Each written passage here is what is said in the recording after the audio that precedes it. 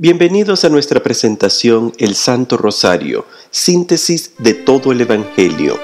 Hoy entramos en la proclamación del reino. Empezamos con la oración que Cristo nos ha enseñado. Padre nuestro que estás en los cielos, santificado sea tu nombre. Venga a nosotros tu reino. Hágase tu voluntad así en la tierra como en el cielo. Danos hoy nuestro pan de cada día y perdona nuestras ofensas como nosotros perdonamos a los que nos ofenden. Y no nos dejes caer en tentación, mas líbranos del mal. Amén. Desde el libro de Génesis, Dios anuncia un reinado sin fin a través de un monarca trascendental. Al final de su vida, el patriarca Jacob decreta su testamento espiritual a sus hijos y les ofrece una bendición a cada uno. A Judá le indica una profecía dramática al decir: a ti, Judá, te alabarán tus hermanos y se inclinarán ante ti. Judá es el cachorro de león. El cetro no será arrebatado de Judá, ni el bastón de mando de entre sus piernas, hasta que venga aquel a quien le pertenece y a quien obedecerán todos los pueblos. La tribu de Judá sería la más pequeña entre los pueblos de Israel. Su nombre sería insignificante hasta que Dios interviene por medio del profeta Samuel y surge de entre sus miembros un nuevo monarca, el gran rey David. En el humilde poblado de Belén, el jovencito pastor es proclamado rey de un imperio aún por construirse.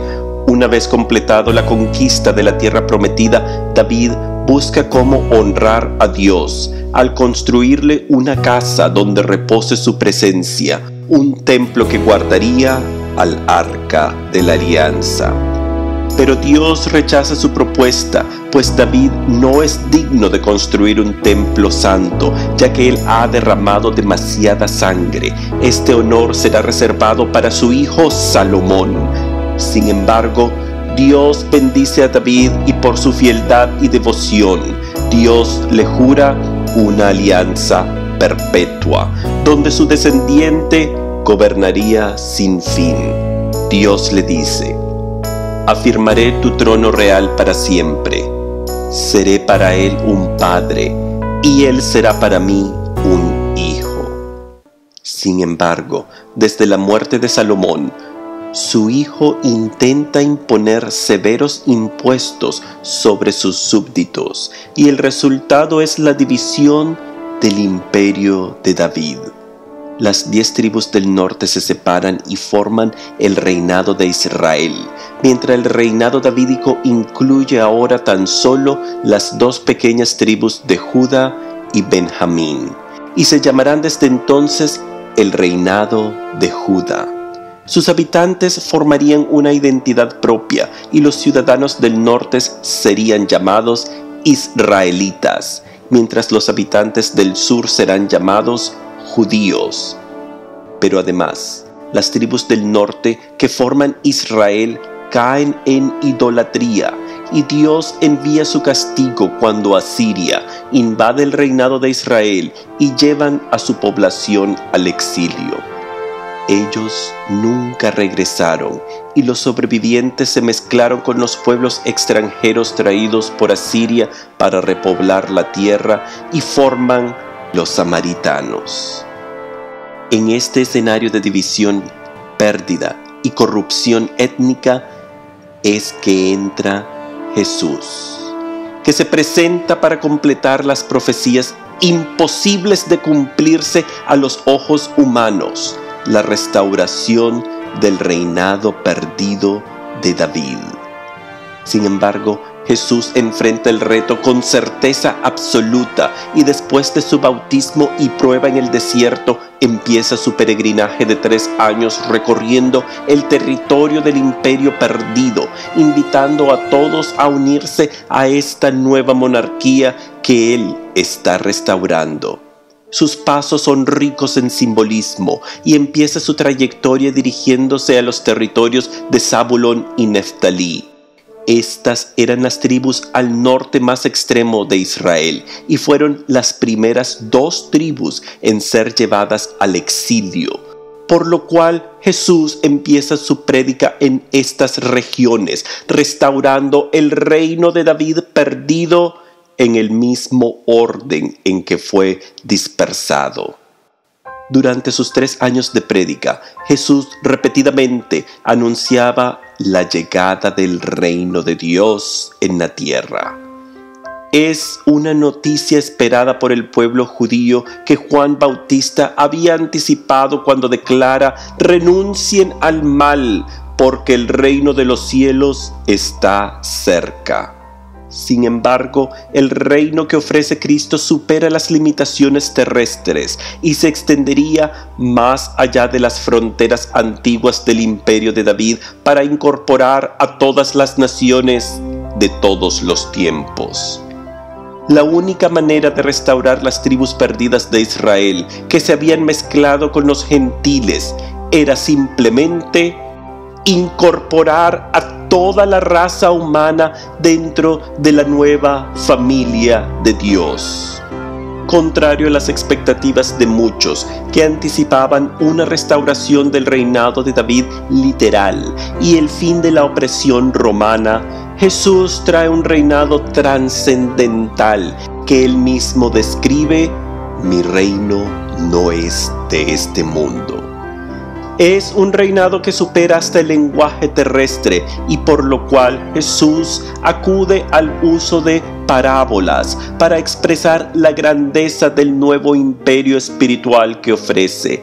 Jesús explica que el reino de Dios es como un sembrador que siembra en diferentes suelos, como un campo de trigo con cizaña, como un grano de mostaza, como levadura que crece, como un tesoro escondido, como una perla, como una red llena de peces. En estas historias, el Maestro de Galilea nos deja a cada generación de creyentes enriquecedores y nuevos mensajes que nos ayudan a comprender la naturaleza del reinado de Cristo, puesto que el reino de Dios inaugurado por Jesús es un reinado aún en plena construcción y expansión. El Catecismo de la Iglesia Católica dice: el reino de Cristo, presente ya en su Iglesia, sin embargo, no está todavía acabado. Jesús forma una nueva alianza con la raza humana, con las instrucciones de ir y bautizar en el nombre del Padre y del Hijo y del Espíritu Santo a todas las naciones, y de esta forma ser incorporadas dentro de este reino místico que en su raíz es un reinado familiar, donde el ser humano creado del polvo es elevado al rango de profeta, sacerdote, y como miembro de la familia monarca de Dios es ahora también un rey. Así lo revela Pedro al decir: ustedes son una raza elegida, un reino de sacerdotes, una nación consagrada. Es un reinado en que somos incorporados por los sacramentos de su iglesia y por los que entramos en la familia terrenal de Dios, que es la Iglesia Católica. Y así lo expresa el Catecismo al notar: la Iglesia es el reino de Cristo presente ya en misterio. Este es un reinado con un precio incalculable, pues el costo de este imperio espiritual es la vida del propio Hijo de Dios, ya que desde la cruz nace este reinado y su trono es el madero de la tortura, que se despliega con el título Jesús de Nazaret, Rey de los Judíos. Sin embargo, contrario a los reinados mundanos que son guiados por las ambiciones terrenales y las pasiones humanas. El nuevo reinado que ofrece Cristo es principalmente un reinado familiar, de compasión y ternura. Es un reinado totalmente opuesto a las expectativas mundanas. Algunos anticipaban un Mesías político, con una fuerza sobrenatural que liberaría al pueblo de sus opresores con el poder de la espada. Pero Cristo se presenta como un humilde cordero, y en su dominio, lo pequeño, lo humilde, lo insignificante es elevado. Estas son las expectativas que nos ha dejado Jesús, que han confundido a los sabios por ya 2 milenios, pero que perseveran ante todos los otros reinados humanos que han cruzado este valle terrestre. Desde una montaña, Jesús predica como un nuevo Moisés la constitución de su imperio, el cual es opuesto a las expectativas humanas. Ya no serán los poderosos, ricos, sabios y astutos los que gozarán en su reino. Ahora Jesús declara: dichosos los pobres, dichosos los hambrientos, dichosos los que lloran, dichosos los pacientes, dichosos los compasivos. El reinado de Cristo sería un reinado de misericordia.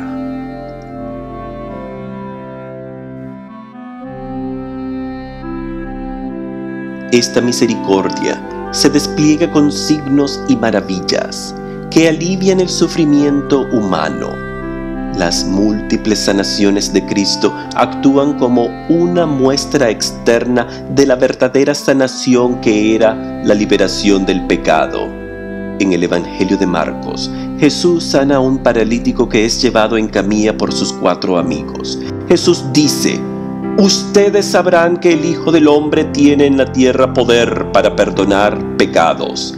Y dijo al paralítico: levántate, toma tu camilla y vete a tu casa.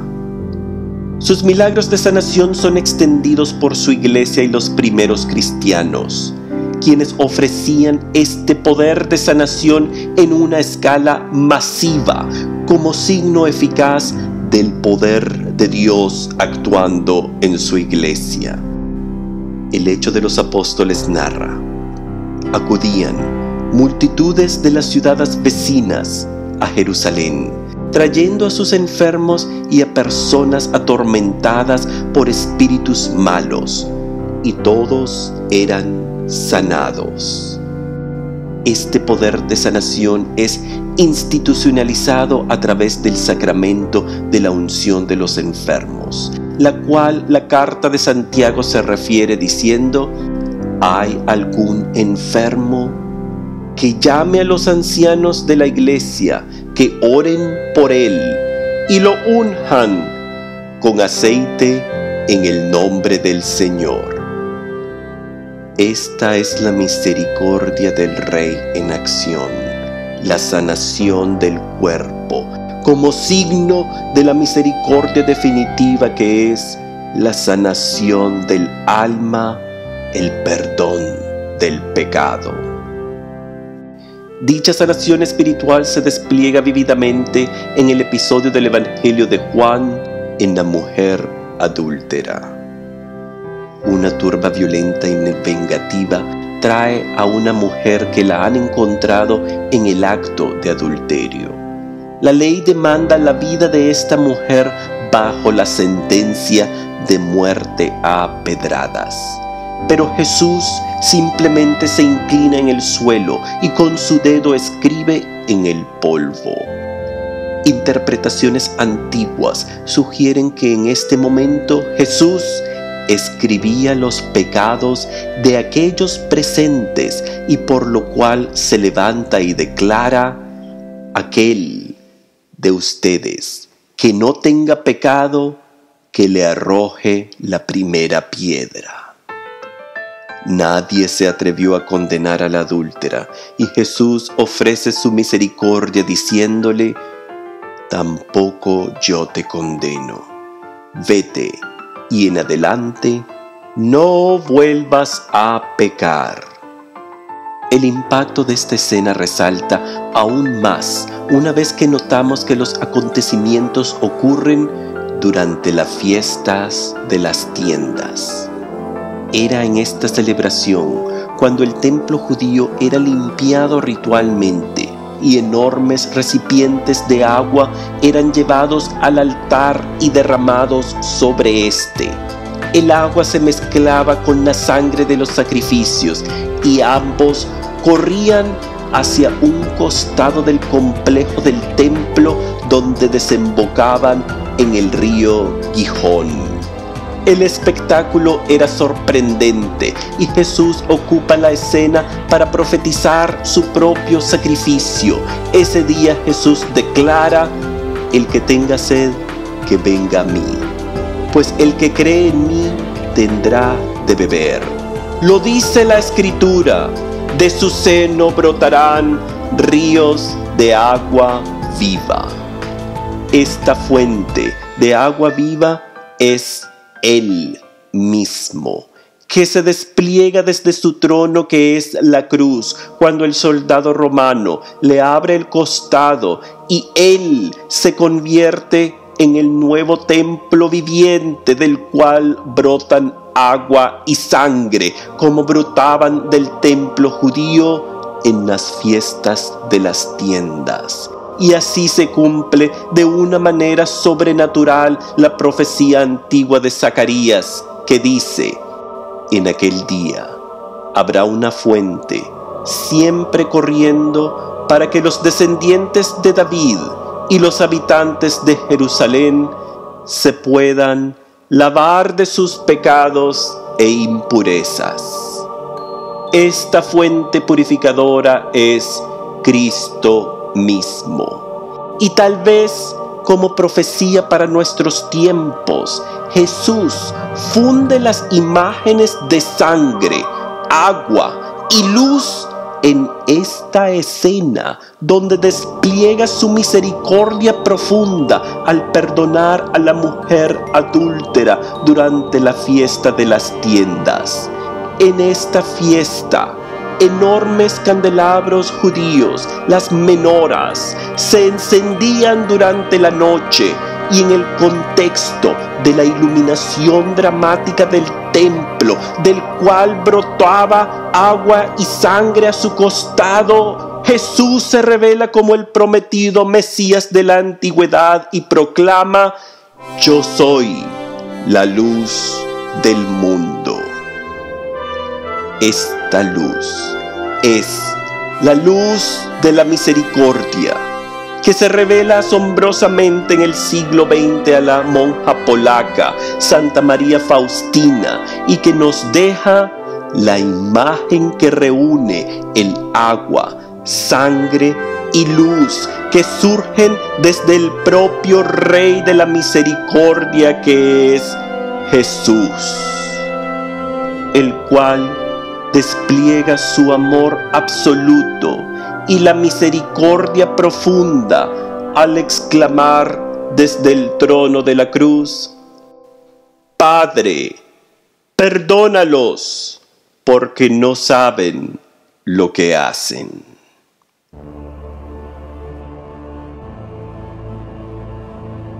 Este reinado de misericordia se extiende a todo el mundo y refleja la estructura política del reinado de David.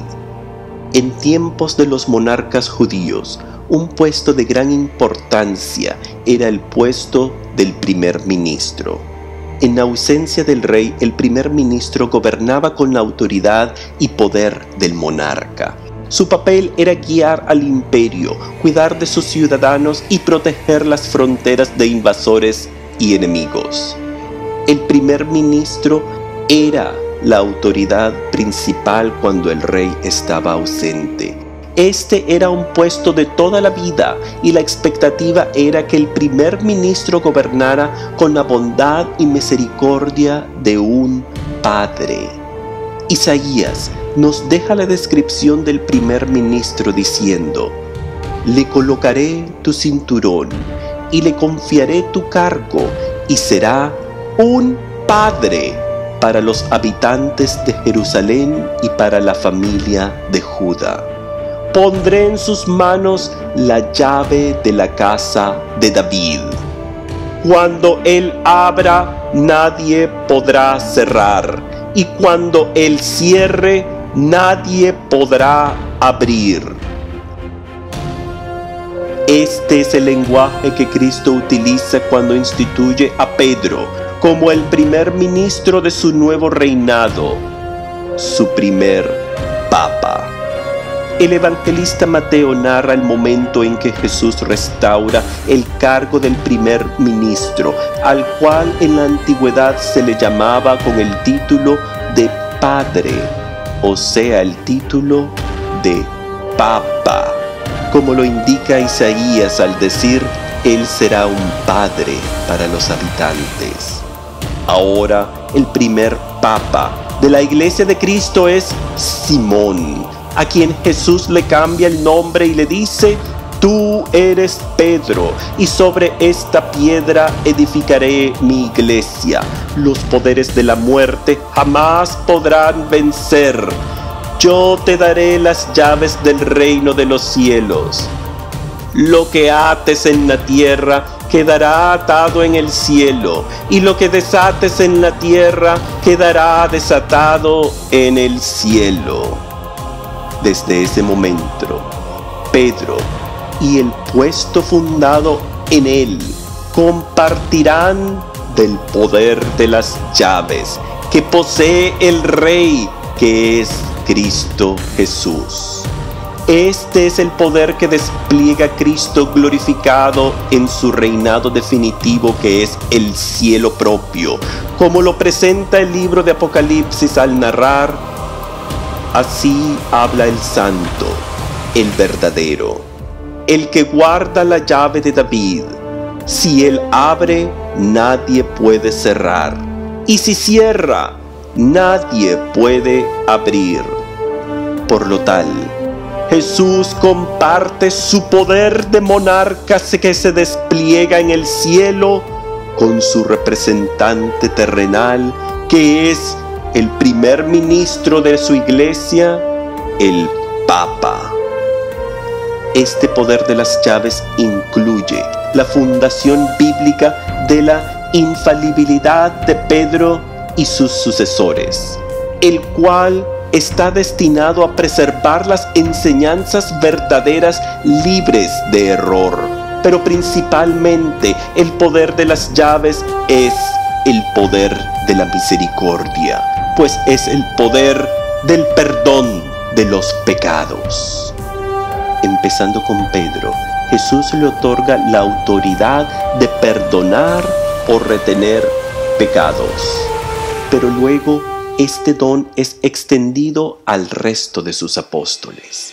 Mientras en Mateo 16 Jesús se dirige a Pedro en singular, diciéndole: yo te daré las llaves del reino. Lo que ates en la tierra quedará atado en el cielo, y lo que desates en la tierra quedará desatado en el cielo. Poco después, en Mateo 18, Jesús le habla a todos los apóstoles diciéndoles, ahora en plural: todo lo que aten en la tierra lo mantendrán atado en el cielo, y todo lo que desaten en la tierra lo mantendrán desatado en el cielo. Este poder sobre el pecado es ratificado por Cristo después de su resurrección, y en su primera aparición a sus apóstoles les dice: la paz esté con ustedes. Reciban el Espíritu Santo. A quienes descarguen de sus pecados serán liberados, y a quienes se los retengan les serán retenidos. Es por lo tal que el reinado establecido por Jesús es un reinado de liberación y misericordia.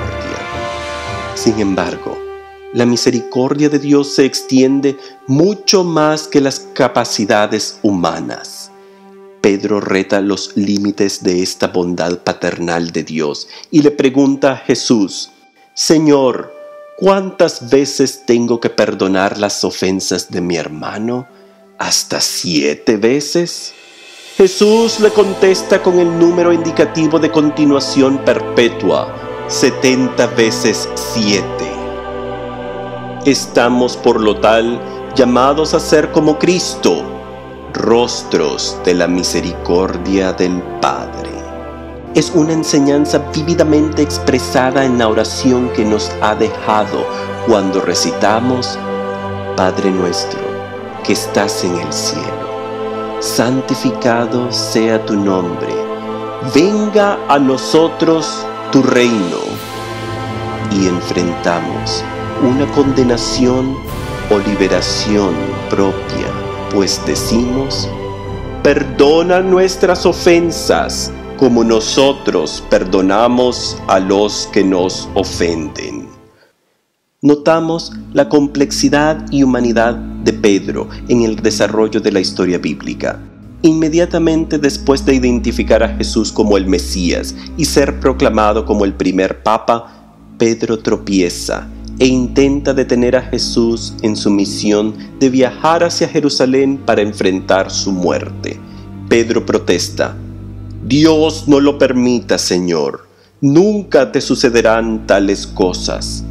Por lo cual Jesús lo regaña diciéndole: retírate de mí y ponte detrás, Satanás.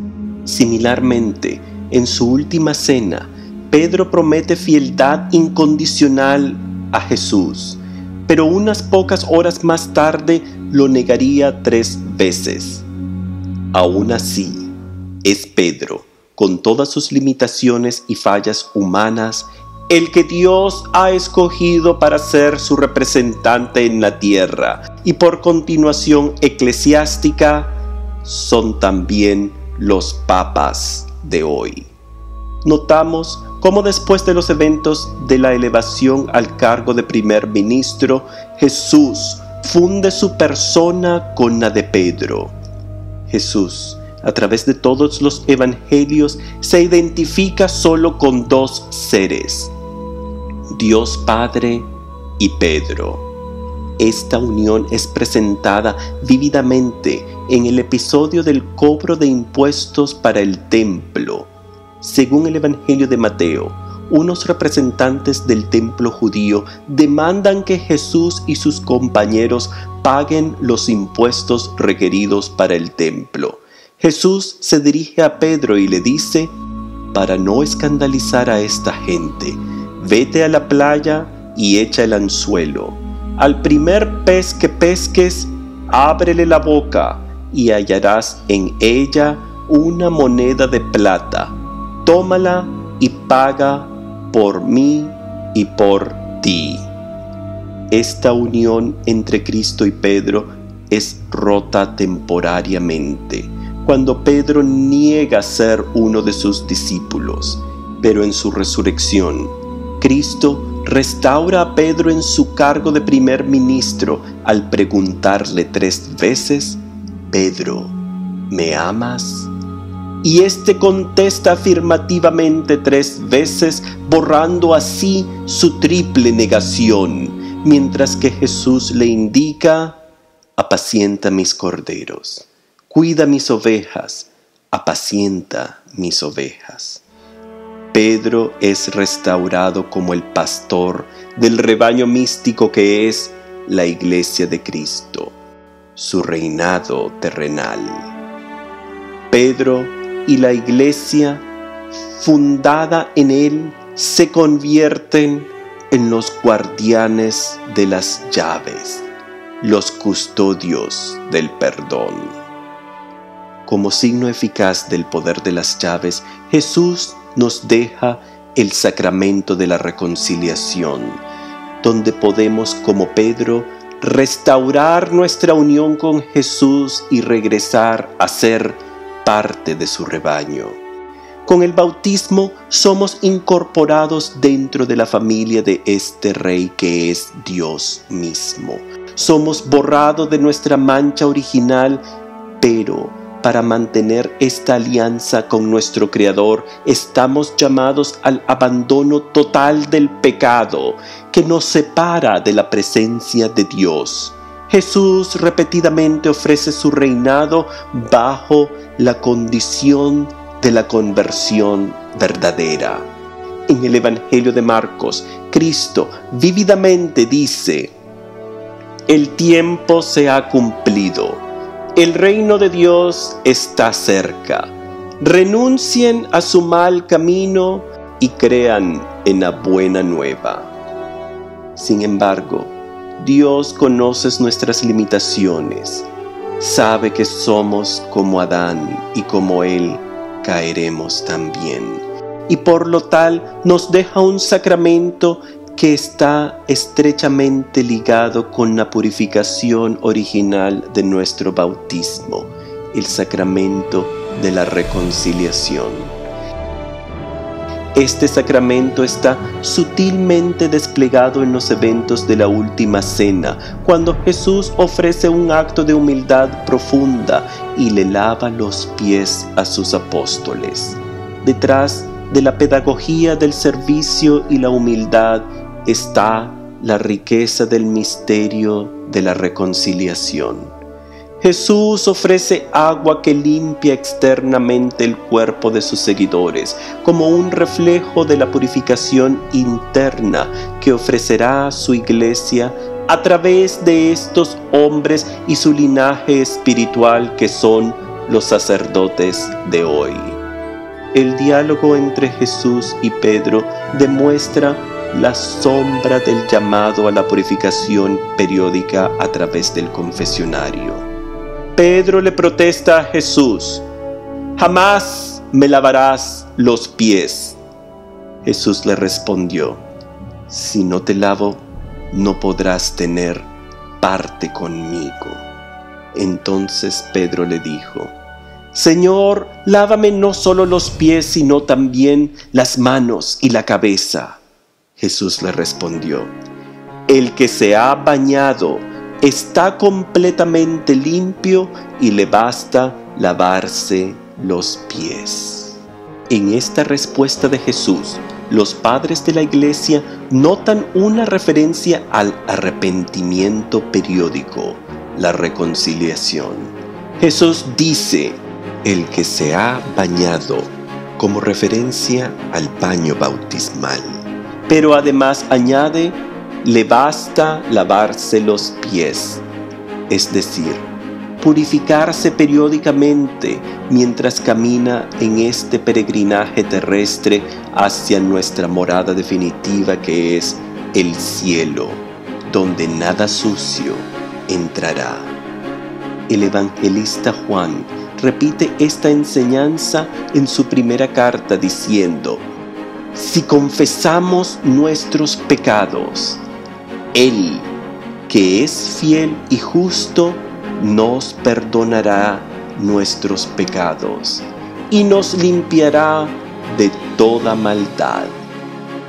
Esta limpieza la encontramos en el confesionario, que aunque el rito del sacramento ha evolucionado a través de los siglos, su raíz permanece intacta desde los primeros días de la Iglesia. Por lo tal, la carta de Santiago advierte: «Confiesen sus pecados unos ante otros y recen unos por otros para que sean sanados». Este requisito de repetir verbalmente la falla cometida ante un representante de Dios mismo es congruente con la tradición hebrea que practicaba la confesión de una manera pública, como lo hacían las primeras generaciones de cristianos. El libro de Números señala la ley de Moisés que dice: «el hombre o la mujer que cometa algún pecado ofendiendo a Yahvé será reo de delito. Este confesará el pecado que ha cometido. Así, notamos cómo Pedro, junto al Cristo resucitado, se enfrenta con su pecado y verbalmente tiene que expresar su amor por Cristo 3 veces. Aunque Jesús sabía del amor incondicional de Pedro, aún así Jesús espera que éste verbalice su amor, como así espera que nosotros expresemos verbalmente nuestras fallas ante un representante de Él en la sombra del confesionario.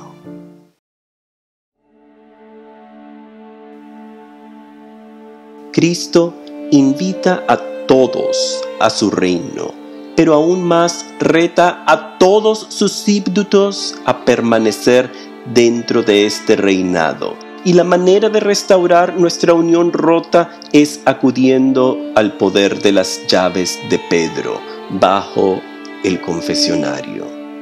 Este sacramento es un regalo que Dios nos otorga una y otra vez. El Catecismo de la Iglesia Católica nos inspira con las palabras: no hay nadie tan perverso y tan culpable que no deba esperar con confianza su perdón siempre que su arrepentimiento sea sincero. Además, con la práctica del rito de la confesión aprendemos a vencer al pecado principal, el orgullo. El entrar a un confesionario y pedirle a otro humano igual de pecador, pero dotado con el poder de las palabras de Cristo: a quienes descarguen sus pecados serán liberados, requiere un esfuerzo de sencillez y de humildad. Con esta práctica aprendemos la sumisión filial requerida dentro del reino de Cristo y podemos participar del banquete eucarístico como lo disfrutaron los apóstoles, limpios de toda mancha. Este es el requisito vívidamente expresado por Pablo cuando advierte, en referencia a la Santa Eucaristía: el que come y bebe indignamente, come y bebe su propia condenación. Sin embargo, este perdón requerido para permanecer dentro del reino de Cristo, aunque es infinito, es sin embargo temporal. Solo en esta vida, solo mientras respiran tus pulmones, solo mientras late tu corazón y vive tu cuerpo, se puede obtener el perdón de Dios. Una vez completado nuestra jornada terrestre, el alma entra en el rango de la eternidad. Desde ese momento, el alma queda preservada en su estado presente, y el que entra en la presencia de Dios, lleno de la mancha del pecado, se presenta por lo tal indigno de entrar en su reino. Con las palabras escalofriantes, el Catecismo de la Iglesia Católica advierte: no hay arrepentimiento para los hombres después de la muerte. Esta es una enseñanza presentada por Jesús mismo a través de sus prédicas y parábolas. Jesús habla de un rico quien no comparte sus bienes con el pobre a los pies de su casa, y después de su muerte el rico se encuentra en el infierno. Jesús presenta la visión del juicio final y explícitamente detalla la condenación de aquellos que fallaron en la caridad. Malditos sean, aléjense de mí, porque tuve hambre y no me dieron de comer. Incluso Jesús detalla en la parábola de las bodas del Hijo del Rey como un invitado se presenta sin el traje de bodas requeridos, y el castigo es: átenlo de pies y manos y échenlo a las tinieblas. Esta parábola apunta hacia el banquete nupcial definitivo, que es las bodas del Cordero, y el vestimento que este individuo carece son las buenas obras, como lo detalla el libro de Apocalipsis, diciendo: su esposa se ha engalado, la han vestido de lino fino, deslumbrante de blancura. El lino son las buenas obras de los santos. Esta es la misericordia en acción. Es la fe verdadera que expresa la carta de Santiago al citar: la fe sin obras está muerta. Sin embargo, la capacidad de entrar eternamente en el reino celestial de Cristo no depende de nuestras acciones. Es por la sangre del Cordero que se nos abre la puerta del cielo, y por el don de la fe y la gracia de los sacramentos participamos del banquete celestial, la boda del Cordero. Así como los sacramentos expresan externamente el evento espiritual que efectúan internamente, las buenas obras son la expresión externa de la fe viva en el alma dotada con esta gracia. Esto lo expresa sutilmente esta misma parábola del rey y el banquete de su hijo. El invitado sin vestidura adecuada ha violado las normas de la época, pues era el que brindaba el banquete nupcial el que también proporcionaba los trajes de gala. Por lo tal, este individuo simplemente no quiso aceptar el regalo que el rey mismo le había otorgado. Este hombre se ha presentado indigno al banquete de bodas del rey. Es el alma que se presenta indigna ante Dios porque ha rechazado su gracia. Es por lo tal que desperdiciar la oportunidad del perdón en esta vida es un rechazo en sí de la propia eternidad. Esta advertencia la repite Jesús en una revelación a la monja polaca del siglo XX, Santa María Faustina, la mensajera de la Divina Misericordia.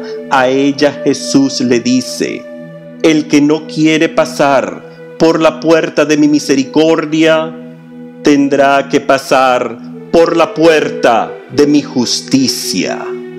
Por lo tal, el llamado a la conversión, la santidad, la vía unitiva con Dios es ahora, en este momento.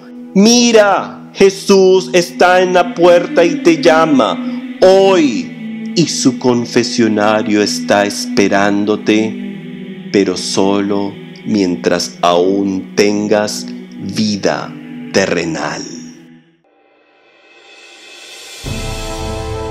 Dios crea una raza humana del polvo, que es débil, pobre y mortal. Él es el monarca que se humilla a entrar en esta misma creación y participar del drama de la vida humana. Este rey, que es Dios, que comparte nuestra naturaleza y con el sacrificio de su Hijo permite que compartamos ahora de su naturaleza. Con sus sacramentos entramos a la vida en el reino de Cristo. Con el bautismo somos incorporados dentro de esta nueva familia terrenal que es su iglesia.